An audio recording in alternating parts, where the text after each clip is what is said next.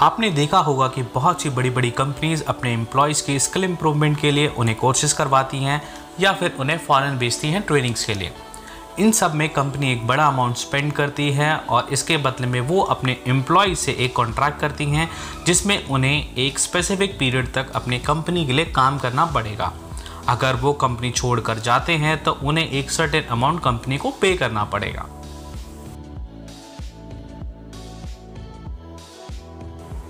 Yes, employment bond India में valid हैं।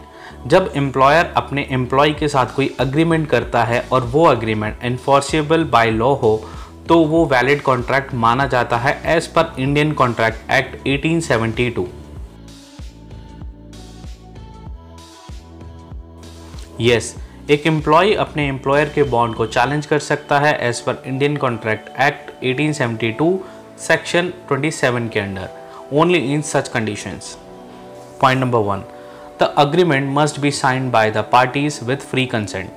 मतलब कॉन्ट्रैक्ट साइन फ्री कंसेंट के साथ हुआ होना चाहिए, ना कि फोर्सफुली।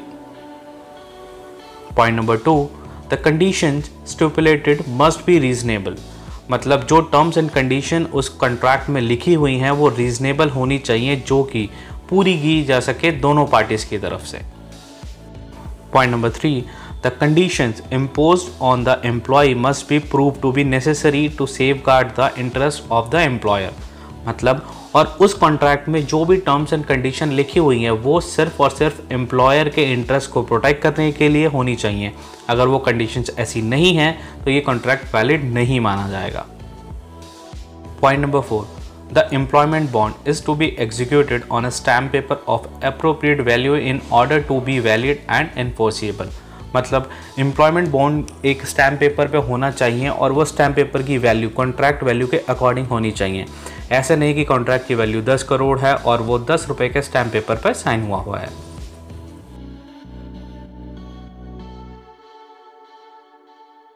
अगर कोई एम्प्लॉय एम्प्लॉयमेंट बॉन्ड को ब्रेक करता है तो एम्प्लॉयर कॉम्पनसेशन की डिमांड कर सकता है। कॉम्पनसेशन की value contract terms and court के डिसीजन पे डिपेंड करेगी और जो कि एक रीजनेबल अमाउंट होगा और ये अमाउंट पेनल्टी को एक्सीड नहीं कर सकता और ये अमाउंट प्रो राटा बेसिस पे भी हो सकता है।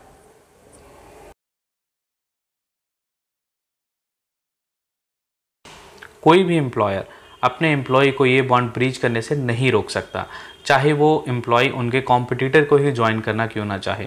सिर्फ एक कंडीशन में एम्प्लॉयर अपने एम्प्लॉय को ऐसा करने से रोक सकता है, अगर एम्प्लॉयर ये प्रूव कर दे कि एम्प्लॉय का ऐसा करना उनके ट्रेड सीक्रेट या फिर उनके इंटरेस्ट को इम्पैक्ट करता है।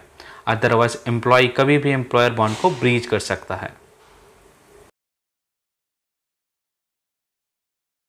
एम्प्लॉयमेंट बॉन्ड इंडिया में लीगल हैं और ये एम्प्लॉयर के इंटरेस्ट को प्रोटेक्ट करते हैं, वो भी रीजनेबल कंडीशंस पर। ये बॉन्ड किसी भी एम्प्लॉय को दूसरी कंपनी को ज्वाइन करने या फिर एग्जिस्टिंग कंपनी में फोर्सफुली काम करने के लिए बाउंड नहीं करते। अगर कोई एम्प्लॉय ये बॉन्ड ब्रीच करता है तो एम्प्लॉयर रीजनेबल कॉम्पनसेशन की डिमांड कर सकता है। अगर आपके और भी कोई डाउट्स हो तो आप कमेंट सेक्शन के थ्रू हमसे पूछ सकते हैं। तो इस वीडियो को अपने दोस्तों के साथ शेयर करें जिन्हें इस इन्फॉर्मेशन की ज़रूरत है। Thanks for watching.